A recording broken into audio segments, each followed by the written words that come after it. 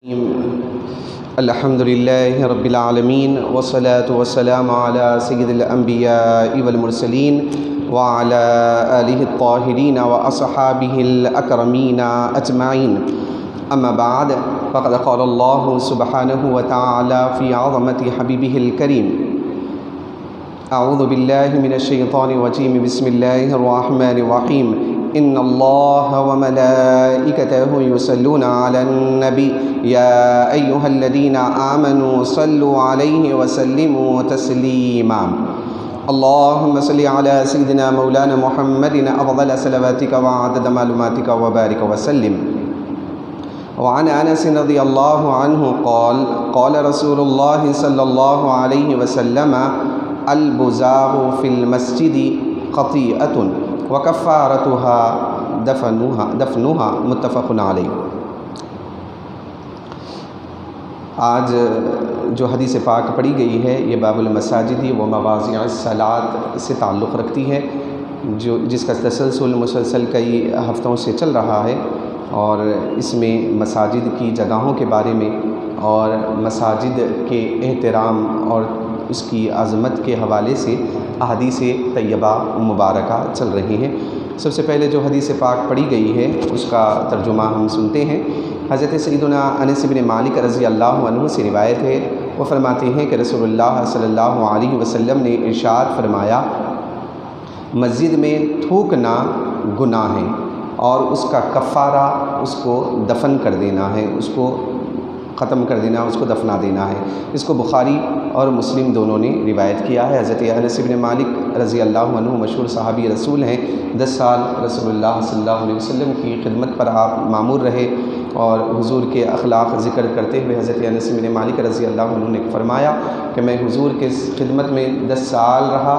حضور نے کبھی بھی مجھ کو کسی کام کے نہ کرنے پر نہ ڈانٹا، اور نہ حضور پاک صلی اللہ علیہ وسلم نے کسی کام کے نہ کرنے پر ڈانٹا، اور نہ اگر میں نے کوئی کام کیا تو نہ حضور نے اس پر کوئی اعتراض فرمایا. حضور کے اخلاق تھے. 10 سال حضور کی خدمت میں رہے. بہت ہی مشہور صحابی رسول ہیں. کثیر روایت ہیں آپ کی، بہت ساری احادیث آپ نے روایت کیا ہے.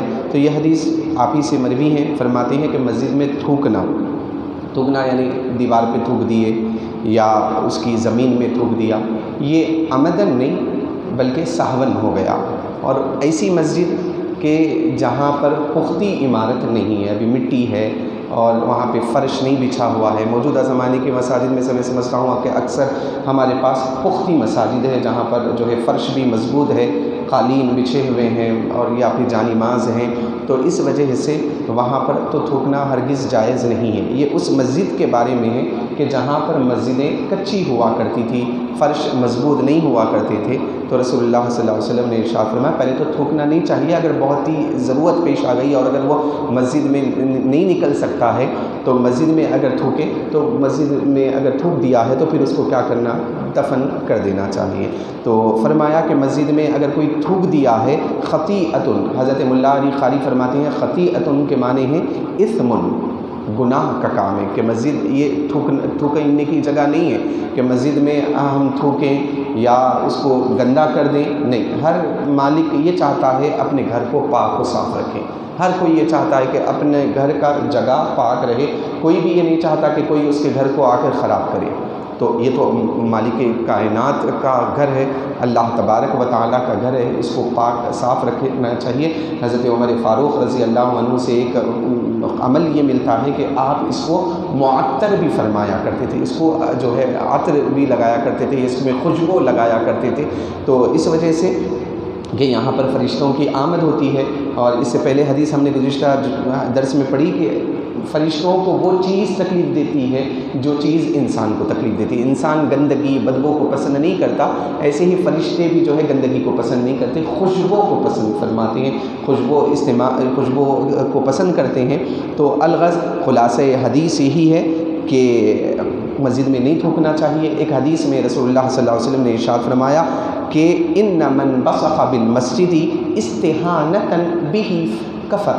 اور کما قال حضور فرماتے ہیں کہ جس کسی نے مسجد میں اہانت کے طور پر اس کی بے حرمتی کے خاطر اگر کسی نے تھوکا تو وہ کفر کے قریب پہنچ گیا، کیونکہ یہ اللہ تبارک و تعالیٰ کا گھر ہے، اسی لیے فرمایا گیا کہ نہ اس میں کھانا چاہیے، نہ اس میں پینا چاہیے، نہ اس میں دنیاوی باتیں ہونی چاہیے۔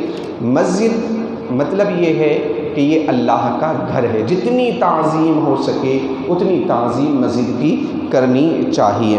اور اگر جو ہے موجودہ زمانے کے لحاظ سے اگر آپ سوال کرتے ہیں کہ بھی یہاں پہ جو ہے مضبوط فرش ہے، قالین ہے، بچھا ہوا، اس کی کیا کیفیت ہے، تو کہتے ہیں کہ اگر آپ مجلس میں بیٹھے ہوئے ہیں اور امکان ہے کہ آپ جا کر تھوک کر آ سکتے ہیں تو ہم کو جانا چاہیے اور تھوک کے آنا چاہیے، لیکن اتنی مجلس ہے کہ آپ جا نہیں سکتے اور پھر واپس نہیں آ سکتے ہیں تو آپ اپنے لیے تشریف یا اپنی جو ہے دستی استعمال کریں اور اس کو میں تھوک لیں اور پھر بعد میں اس کو پھینک دیں یا اس کو دھو لیں، کیونکہ مسجد میں اس طریقے کا عمل ہرگز نہیں ہونا چاہیے۔ الغرض جو ہے ہمارا مذہب اسلام جو ہے ہر چیز پر ہماری رہنمائی کرتا ہے۔ مکان کی عزت کے بارے میں بتایا گیا کہ مسجد کو اسی لیے عظمت اس کو حاصل ہے کیونکہ وہ اللہ تبارک و تعالیٰ کا گھر ہے۔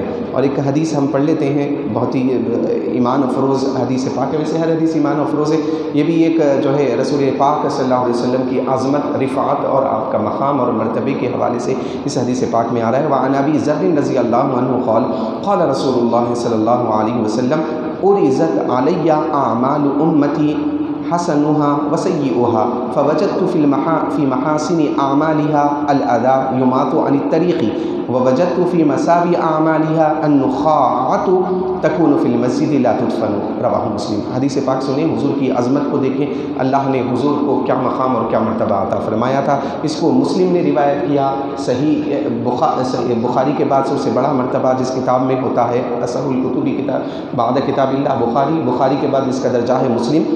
تو حضرت ابو ذر غفاری رضی اللہ عنہ اس روایت وہ فرماتے ہیں کہ رسول اللہ صلی اللہ علیہ وسلم نے ارشاد فرمایا کہ میرے پاس میری امت کے اعمال پیش کیے گئے، میرے سامنے میری امت کے اعمال کو دکھایا گیا، بتایا گیا، حسنھا وسیئھا، نیکیاں بھی بتائی گئی اور برائی بھی بتائی گئی، گناہ کے اعمال بھی بتائے گئے، نیک اعمال بھی بتائے گئے۔ فوجدت فی محاسن اعمالھا، اور میں نے ان کے اعمال میں سے اچھی چیز جس کو میں پسند کیا ہوں، جو اچھی ہے، وہ ہے یماط الاذی یماط عن الطریق، تکلیف دہ چیز کو راستے سے ہٹا دینا۔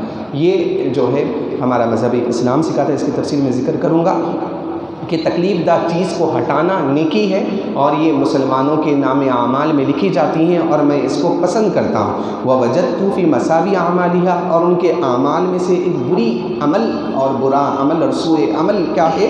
النخاعۃ، تھوکنا، النخاع تھوکنا، اور جو ہے وہ بلغم جس کو کہتے ہیں وہ نکلنا، تکون فی المسجد، مسجد میں نکال رہا ہے، اور لا تدفن، اور اس میں جو ہے اس کو دفن بھی نہیں کر رہا ہے۔ ہر وہ چیز جو گندی چیز اگر نکل رہی ہے، اگر بال بھی نکل رہا ہے یا ہمارے جیب میں سے بس اور پیپر نکلتا ہے یا کوئی بھی چیز اگر مسجد کی اگر ایسا محسوس ہو کہ یہ جو ہے کسی کو تکلیف دے یا اس سے مسجد کے جو ہے حسن میں یا اس کی پاکی صفائی طہارت میں جو ہے اگر کمی واقع ہو جاتی ہے، برا لگنے لگے گا، تو ہمارے ہاتھ سے اگر ہوا ہے تو اس کو پھینک دینا چاہیے۔ تو یہ آپ دیکھیں رسول اللہ صلی اللہ علیہ وسلم کی علم کے حوالے سے اللہ کے حبیب پاک کو حضور نے کتنا علم عطا فرمایا۔ پہلے ابو ذر کے بارے میں ہم سنتے ہیں، یہ مدینے میں رہنے والے مدینے کے صحابی ہیں، انصار صحابی میں آپ کا شمار ہوتا ہے۔ ایک بہت سارے میں نے اس سے پہلے ان کے واقعات ذکر کیے، ایک میں نے حال ہی میں ایک بات پڑھی ہے، ایک تھا حجاج ابن یوسف، یہ بہت بڑا ظالم اور جابر بادشاہ تھا، اور اس نے کیا کیا تھا، اچھے بھی کام کیے، جیسے قرآن پہ اعراب لگایا وغیرہ وغیرہ، اچھا بھی تھا، لیکن کئی مسلمانوں کو اس نے شہید بھی کر دیا، کئی مسلمانوں کو شہید کر دیا۔ لوگوں نے آ کے بولے، ہمارے موجودہ حالات کے لحاظ سے واقعہ میرے ذہن میں آیا، آپ کو سنا رہا ہوں، تو آ کے بولے حجاج ابن یوسف کو، اے حجاج تو یہ کیا کر رہا ہے؟ کئی ہزار لوگوں کو، جہاں تک مجھ کو یاد پڑ رہا ہے 70,000 اتنے خود اپنے ہاتھ سے قتل کیے لوگوں کو، اور 90,000 اس نے بول کر حکم دے کر لوگوں کو قتل کروایا۔ 70,000 بنفس نفسی قتل کیا، 90,000 اس نے کہہ کر لوگوں کو مروایا۔ اتنا جابر، اتنا ظالم. کہتے ہیں کہ امم سابقہ کے جتنے ظالم بادشاہ گزرے ہیں ان کو ایک پلے میں، حجاج ابن یوسف کو ایک پلے میں ڈالیں گے تو اس بدبخت کا پلہ بھاری رہ جائے گا، اتنا جابر اور ظالم. لوگوں نے آ کے کہا لیکن تھا مسلمان. تو بولے حجاج ابن یوسف کو کہ حجاج تو یہ کیا کر رہا ہے، لوگوں پہ ظلم کر رہا ہے، ان کو مار رہا ہے، ان کو قتل کر رہا ہے. تو اس نے ایک جملہ عربی کا کہا کہ تم اگر لانا چاہتے ہو تو ابو ذر لاؤ تو میں عمر جیسا خلیفہ بن جاتا ہوں. یعنی رعایا خراب ہوگی تو اللہ ان پر جابر اور ظالم بادشاہوں کو مقرر فرماتا ہے. تو یہ جابر اور ظالم اگر بادشاہ مسلط ہو رہے ہیں، اگر ہمارے یہاں پر بھی اگر مسلط نظر آ رہے ہیں تو یہ صرف ہماری بدعمالیوں کی وجہ سے ہے. اس نے کہا تم ابو ذر کو لاؤ میں عمر بن جاؤں گا. تو مطلب یہ ہے کہ جابر اور ظالم بادشاہ اگر کہیں پہ نظر آ رہے ہیں مطلب یہ ہے کہ یہ رعایا کا قصور ہے. تو ابو ذر غفاری رضی اللہ عنہ ہے، صحابی رسول ہے. تو یہ فرماتے ہیں کہ حضور کے سامنے تمام اعمال پیش کر دیے گئے، چھوٹے بڑے، اجمالی طور پہ بعض نے کہا تفصیلی طور پر پورے پیش کر دیے کہ کون سے اعمال اچھے ہیں. اب دیکھیں اعمال نہ دکھے جانے والی چیز ہے، اللہ نے حضور کے سامنے وہ چیز بھی پیش فرما دی. درود حضور کے سامنے پیش کرا. ابھی ان کے بارے میں کیا عرض کریں، اللہ کے حبیب کے بارے میں ہر چیز کا علم اللہ تبارک و تعالیٰ نے حضور پاک صلی اللہ علیہ وسلم کو عطا فرمایا تھا. اور کیا غیب کیا تجھ سے نہا ہو بھرا، جب نہ خدا ہی چھپا تم پہ کروڑ جو. جب اللہ ہی دکھ گیا، اللہ ہی جو کا جلوہ دیکھ لیے، کوئی چیز آپ پر پوشیدہ نہیں ہے. آپ کا ہر چیز اللہ نے آپ کو دکھا دیا. اعمال امت کے دکھا دیے، اور ایک دو زمانے کے نہیں، پوری امت کے اعمال اللہ نے حضور کو دکھا دیے، پورے امت کے اعمال دکھا دیے. فرمایا لیکن میں ان میں سے جو اچھی بات مجھ کو پسند آئی، حسن و حسن کی اچھی چیز یہ ہے کہ راستے سے اگر کوئی تکلیف دہ چیز ہے، اینٹ ہے، مفسرین نے لکھا مسلمانوں کے راستے میں اینٹ ہے یا اسی طریقے سے پتھر ہے یا اس طریقے سے دوسری چیزیں ہیں، یہ جو ہے مسلمان راہ میں نہیں ڈالنا چاہیے، مسلمان کو زیب نہیں دیتا. یہاں تک کہ ایک حدیث پاک میں ہم نے مشکات ہی میں پڑھا تھا کہ اماطۃ الاذی عن الطریق، ایمان کی علامت ہے راستے سے تکلیف دہ چیز کو ہٹانا. یہ ہمارا مذہبی اسلام ہے.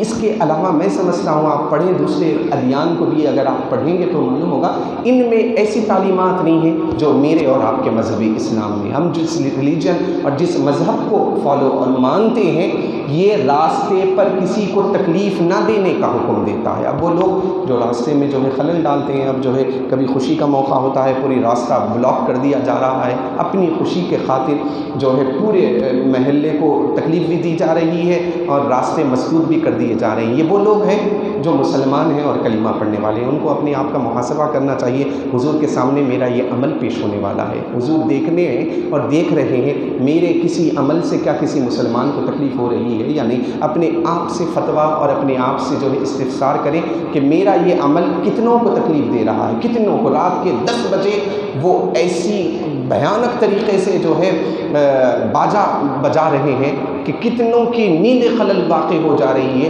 کہ کئی ایسے ہیں کہ جو ہو سکتا ہے دواخانے کو جا رہے ہوں گے، کہیں کسی سے مل لیں، کسی کو ایمرجنسی ہے، راستہ مسدود ہے. غیر کرتے کوئی مذہب کے فالو کرنے والے نہیں ہیں. اپنے اگر کریں، مسلمان اگر کریں تو ان کو سوچنا چاہیے کہ یہ مسلمانوں کو زیب نہیں دیتا. اللہ کے حبیب نے فرمایا کہ اس کو تو ہٹانا چاہیے، تکلیف دہ چیز مسلمان نہیں دیتا ہے، اس کو ہٹا دیں. اور فرمایا سب سے بری ان کے اعمال میں سے بری چیز یہ ہے کہ رینٹ ہو یا جو ہے بزاق ہو، تھوک ہو، یہ مسجد میں ڈال رہے ہیں اور اس کو پھر دفن نہیں کر رہے ہیں. تکلیف ہوگی نا.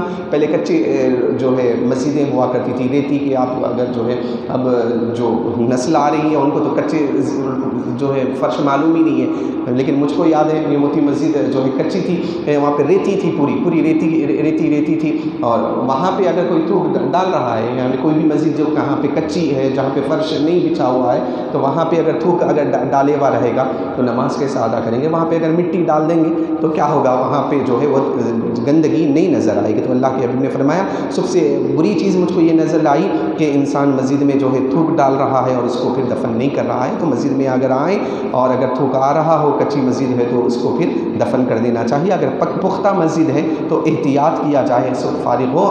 اگر پھر بھی آ رہا ہے تو اپنی دستی وغیرہ میں اس کو لے لیا جائے. اللہ تبارک و تعالیٰ اس کو قبول فرمائے.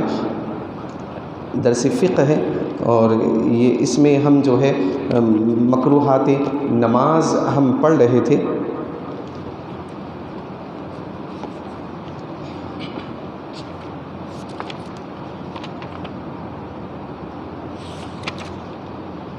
کھانا پینا ہو گیا، اس کے علاوہ جو ہے نمازی کے سامنے سے کسی شخص کا گزرنا نماز کو فاسد نہیں کرتا، البتہ گزرنے والا گناہ گار ہوتا ہے۔ نمازی کے سامنے سے ہرگز نہیں گزرنا چاہیے، یہ حدیث پاک میں وارد ہے۔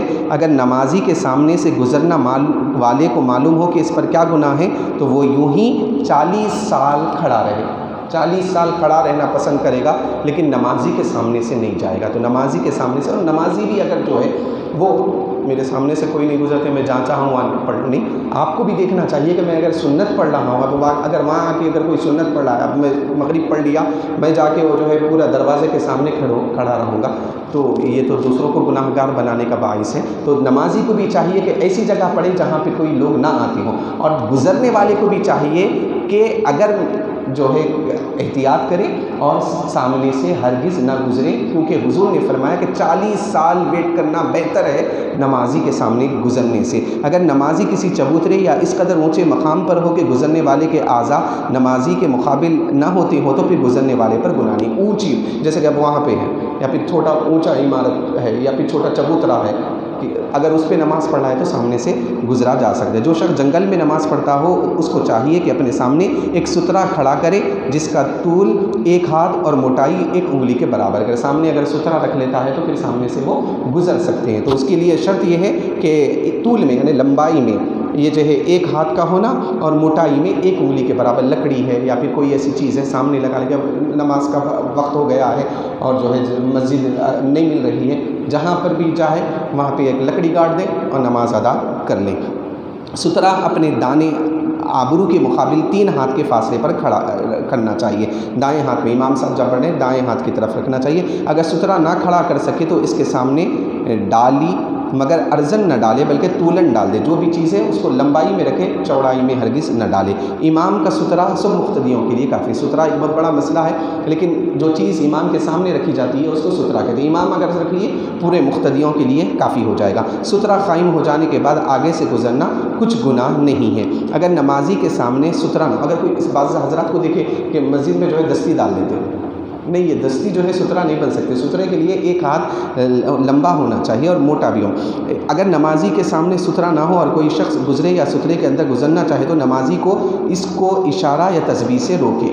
اللہ اکبر، سبحان اللہ، یہ حکم مردوں کے لیے ہے، اور عورت ہاتھ پر ہاتھ مارے گی اس طریقے سے کہ سامنے والے کو گزرنے سے منع کرنے کے لیے۔ الغرض جہاں تک ہو سکے یہ جو ہے نمازی کے سامنے سے گزرنے میں احتیاط کرنی چاہیے۔ اللہ تبارک و تعالیٰ سے دعا ہے کہ پروردگار عالم ہمارے اس درس حدیث کو، درس فقہ کو اپنی بارگاہ میں قبول فرمائے، اور اگر اس میں کچھ خطا ہو بولنے میں یا سننے میں یا سمجھنے میں یا بیان کرنے میں، الفاظ میں کچھ تغییر یا تبدیلی یا کچھ مقصد جو تھا اس کے خلاف ہم نے اگر بیان کیا ہو تو اپنے رحم سے، اپنے کرم سے، اپنے لطف سے، اپنی عنایت سے مولا اسے درگزر فرما دیجیے گا۔ ہمارے اس درس حدیث کو ہم سب کی بخشش اور گناہوں کا کفارہ بنا دیجیے گا۔ اے اللہ ہمیشہ ہمیشہ ہمیشہ کے لیے تو ہم سے راضی ہو جا، تیری ناراضگی، تیرے غضب سے مولا ہم سب کی حفاظت فرما، ہم سب کی جائز تمناؤں کو قبول فرما دے۔ ہمیشہ ہمیشہ ہمیشہ اپنا محتاج بنائے رکھیے گا۔ جتنے پریشان حال ہیں ان کے پریشانیوں کو دور فرما دیجیے گا، جتنے مصیبت زدہ ہیں ان کی مصیبتوں کو دور فرمائیے گا، جتنے بیمار ہیں ان تمام کو صحت و عافیت، صحت عاجلہ کاملہ مستمرہ نصیب فرمائیے گا۔ وصلی اللہ تعالی علی خیر خلق محمد وآلہ وصحبہ اجمعین۔